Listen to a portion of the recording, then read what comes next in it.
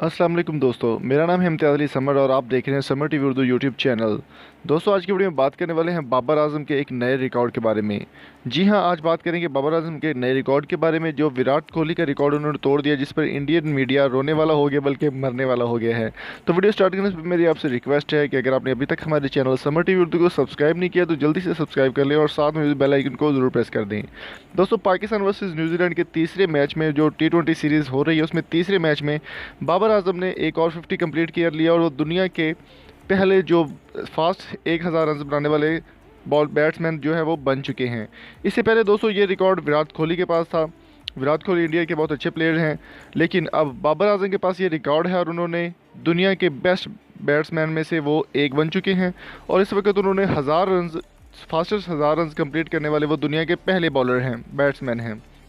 तो यहाँ पर मैं एक साथ एक बात और शेयर करता चलूँ कि बाबर आजम ने जो रिकॉर्ड बनाया, इससे पहले ये कोहली के पास रिकॉर्ड था, लेकिन जब कोहली का ये रिकॉर्ड उन्होंने तोड़ा है तो इंडियन मीडिया इस पर रोना शुरू कर दिया है।